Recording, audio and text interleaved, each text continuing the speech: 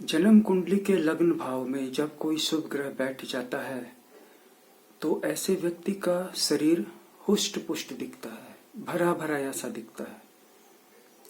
अगर वह साधारण परिवार से भी बिलोंग करता है तब भी ऐसा लगता है कि वह बहुत खाते पीते परिवार से है। उसके चेहरे पे हमेशा एक जैसी खुशी, एक जैसा मस्त स्वभाव और निश्चिंतता दिखती है। ऐसे भी बहुत सारे लोग हैं जिनके लग्न में कोई शुभ ग्रह मौजूद नहीं है, कोई पाप ग्रह मौजूद है। अगर एक पाप ग्रह मौजूद है तो ऐसा व्यक्ति अनावश्यक तनाव या क्रोध का शिकार हो सकता है।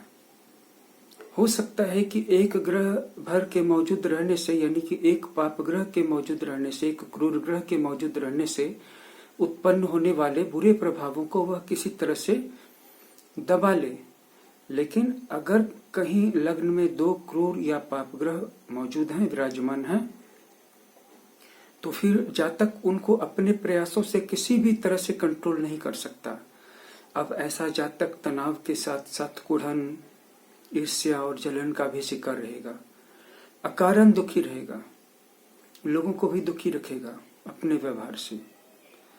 लेकिन इसके कंट्रास्ट में अगर वहां पे कोई शुभ ग्रह मौजूद है और कोई भी पाप ग्रह मौजूद नहीं है तो फिर जातक स्वाभाविक रूप से उत्फुल्ल, प्रसन्न और लाइट मूड में दिखेगा और शरीर से भरा भरा होगा। और वही पाप ग्रह मौजूद हो एक या दो तो कितने भी अच्छे खाते पीते फैमिली से बिलोंग करता हो या अच्छी फूड की हैबिट हो, न्यूट्रिशियस फूड की हैबिट हो, लेकिन उसका शरीर हमेशा दुबला पतला सा दिखाई देगा और ऐसा लगेगा जैसे ये फैटीग का और रात में जागने से जो असर होता है, जिसे हम हैंगओवर कहते हैं, उस टाइप का उस पे सिम्टम दिखाई। लेकिन जिनके लग्न में शुभ ग्रह मौजूद होते हैं ऐसे व्यक्ति कोजी, कंफर्टेबल वातावरण में रहने के आदी हो जाते हैं।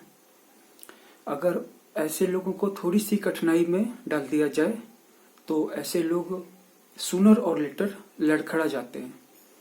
थोड़ी सी ज्यादा परेशानी आ जाए तो जैसे बैलून में सुई डाल देने से, चुभा देने से हवा निकल जाती है, ऐसे ही इनका जो आत्मविश्वास था या बल था वो फुस हो जाता है। तो किस तरह के लोगों का आत्मविश्वास संकट के समय में, दुख की घड़ी में भी नहीं टूटता है? जिनके षष्ठम भाव में कोई क्रूर या पाप ग्रह मौजूद होता है, जैसे मंगल। जब ये कॉम्बिनेशन जन्म कुंडली में बनता है कि लग्न में सिर्फ शुभ ग्रह ही मौजूद हों, कोई अशुभ या पाप या क्रूर ग्रह मौजूद नहीं हो, जैसे कि सूर्य की संज्ञा क्रूर की है, शनि की संज्ञा पाप ग्रह की है, दुख देता है। भले ही वो हमारे अपने कर्मों का फल देने के लिए जिम्मेवार है, लेकिन दुख देने के लिए जाना जाता है, दुख देकर के चरित्र का निर्माण करता है। और कोई भी ग्रह किसी से बड़ा या छोटा या हीन नहीं है, सिर्फ उसकी संज्ञा ज्योतिष शास्त्र में ऐसी दी गई है कि किसी को हम पाप ग्रह कहते हैं, किसी को क्रूर ग्रह कहते हैं, किसी को सौम्य ग्रह कहते हैं, किसी को शुभ ग्रह कहते हैं। जब लग्न में शुभ ग्रहों की मौजूदगी हो और कोई भी अशुभ ग्रह साथ में नहीं हो और षष्ठम भाव में एसेंशियली कोई पाप ग्रह हो, कोई अशुभ ग्रह हो, कोई क्रूर ग्रह हो, तब जाकर के जातक के अंदर में ऐसी दृढ़ता पैदा होती है कि चाहे उसका समय सुख का चल रहा हो या दुख का चल रहा हो, वो अंदर से कभी भी डाउन फील नहीं करता है।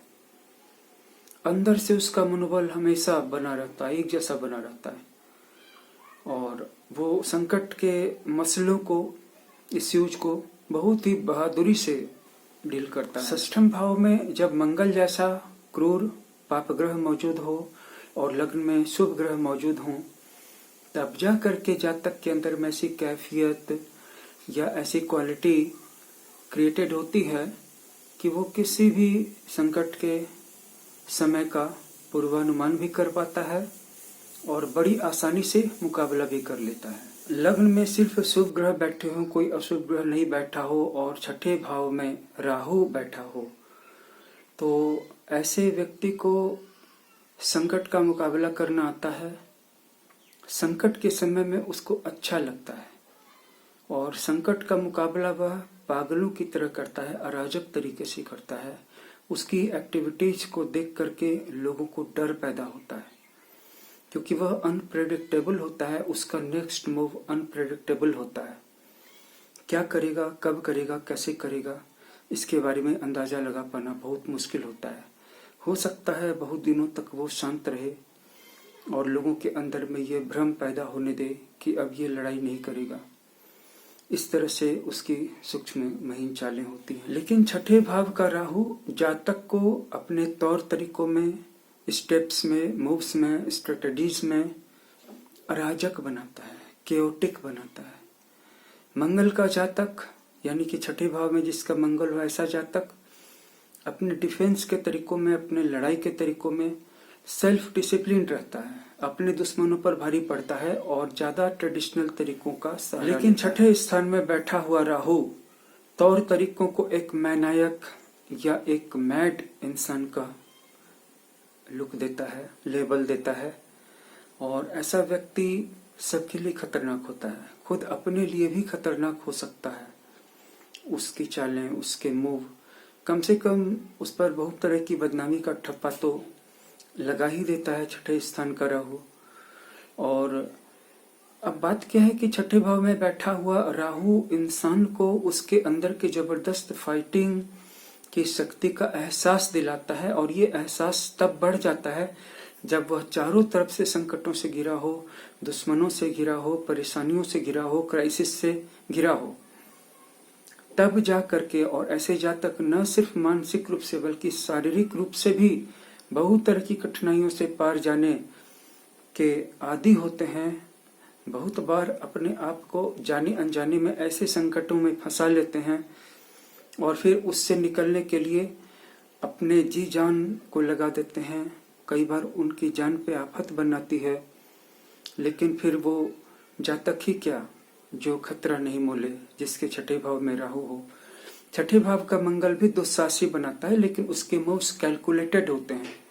लेकिन छठे भाव में जिसका राहु हो उसके मूव कैलकुलेटेड नहीं होते हैं, स्पॉन्टेनियस होते हैं। छठे भाव में मंगल हो तो जातक का आत्मविश्वास जमीनी धरातल पे होता है, लेकिन छठे भाव में राहु हो तो जातक का आत्मविश्वास और ज्यादा ऊंचा होता है, लेकिन हवाई बातों पे होता है। अगर छठे में राहु के जातक मंगल के जातकों से कुछ सीख सकें और अपनी शक्ति का उपयोग लड़ाई करने के बजाय अपने आप को डिफेंस के अंदर ला करके और कुछ कंस्ट्रक्टिव चीजों को करने में अपनी शारीरिक मानसिक क्षमता का उपयोग करें तो कहीं ज्यादा ताकतवर होकर के उभर सकते हैं। हमें इन्हीं बातों का ध्यान रखना है कि हम अपनी ऊर्जा का उपयोग लड़ाई में कर रहे हैं, दूसरों को दबाने के लिए कर रहे हैं, या कुछ ऊर्जा अपनी तरक्की के लिए भी बचा करके रख पा रहे हैं। ज्यादातर लोग इस फर्क को नहीं जानते। अगर उनको कोई उलझा देता है तो वो उलझ जाते हैं। आपको एक छोटी सी भी चीज उलझा लेती है, आपके ऊपर कोई इंसान हंस देता है, कोई पुरुष हंस देता है, कोई महिला हंस देती है, आप क्रोध से जल करके राख हो जाते हैं। जब आप रास्ते में चलते हैं तो कोई कुत्ता आप पे भौंकता है तो क्या आप परेशान होते हैं? जब आप किसी से बात करते हैं अचानक बगल में पेड़ पे कौवे कांव कांव करने लगते हैं, आप अपना सिर तो नहीं ढूंढ लेते कि ये कौवे कांव कांव क्यों कर रहे हैं। तो इसी तरह से अगर कोई इंसान ऐसे नासमझ है जो आप पे हंस रहे हैं या कोई ऐसी महिला आप पे हंस रही है, खास करके मैं ज्यादा रियलिस्टिक होके बात कर रहा हूँ, क्योंकि अगर मैं ज्यादा सैद्धांतिक लहजे में बात करूंगा तो उसे समझना मुश्किल होता जाएगा। और जो आजकल हो रहा है कि कोई हंस रहा है, आपको लगता है मेरे ऊपर ही हंस रहा है, अब आपका खून खोल गया। अब आप 2-3 घंटे के लिए परप्लेक्स्ड हो गए कि मैं किस तरह से इस औरत को या इस नीच इंसान को नीचा दिखा दूं। जो आप पे हंस रहा है वह पहले से ही नीचा गिरा हुआ है, नीचा है। अब आप उसको और ज्यादा नीच क्यों साबित करना चाहते हैं और खुद क्यों नीचे गिर रहे हैं? षष्ठम स्थान के राहु की प्रतिक्रिया ऐसे ही होती है। उसको जब जो जिधर खींच ले, जब जिधर चढ़ा दे और उसको उसके ट्रैक से भटकाना आसान होता है, खास करके सुबह के समय में, क्योंकि उनकी जो रातें होती हैं, षष्ठम स्थान के जो राहु वाले जातक होते हैं, बड़ा केओटिक तरीके से जीते हैं। आज कुछ करेंगे, कल कुछ करेंगे, परसों कुछ करेंगे।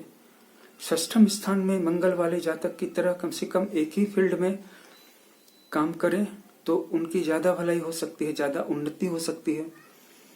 लेकिन जो व्यक्ति देर रात तक जगा है और उसने कुछ भी नहीं किया है, सिर्फ भटका है, कुछ किया कुछ नहीं किया, सिर्फ टाइम को किल किया है, तो उसकी सुबह जो होगी वो पूरी हैंगओवर से फुल होगी। और जब उसके ऊपर हैंगओवर भारी होगा तो ऐसे सिचुएशन में उसको चिढ़ा करके उसके दिन को खराब करना, ट्रैक से बाहर करना बहुत आसान होगा। लेकिन छठे स्थान में जब राहु हो तो समझाना और समझना बिल्कुल आउट ऑफ क्वेश्चन होते हैं। इस सिचुएशन में अगर केंद्र में शनि बैठा हो या किसी त्रिकोण में गुरु बैठा हो या लग्न में बुध बैठा हो तो थोड़ी बहुत इनसाइट, समझने की शक्ति खुद प्राप्त होती है कि मैं किस मूर्खता में पड़ रहा हूं, मैं किस झमेले में फंसा जाता हूं, चलो हटाओ ये सब बेवकूफी है। तो हम सबको मूर्ख बनने से बचना चाहिए। इस जीवन में हमें जो समय दिया गया है वह कुछ अच्छा करने के लिए दिया गया है। अगर आप भी अपने जीवन को और अच्छा बनाना चाहते हैं तो आप अपनी पूरी जन्म कुंडली की एनालिसिस क्यों नहीं करा लेते हैं। हमारा व्हाट्सएप नंबर ऊपर दिया हुआ है, डिस्क्रिप्शन में भी दिया हुआ है। यह एक बहुत ही अच्छी सर्विस है, अच्छी क्वालिटी है। इसमें काफ़ी लेंथी एनालिसिस करते हैं और काफ़ी रीजनेबल प्राइस पे करते हैं। उम्मीद करते हैं इस वीडियो में आपका समय अच्छा बीता होगा। अगर आप अपने लाइफ के अनुभवों के बारे में, षष्ठम भाव को लेकर के विरोधियों के बारे में कोई अनुभव शेयर करना चाहते हैं तो कमेंट बॉक्स में भी कर सकते हैं और पर्सनली मुझे भी बता सकते हैं। Keep watching, stay connected, thank you.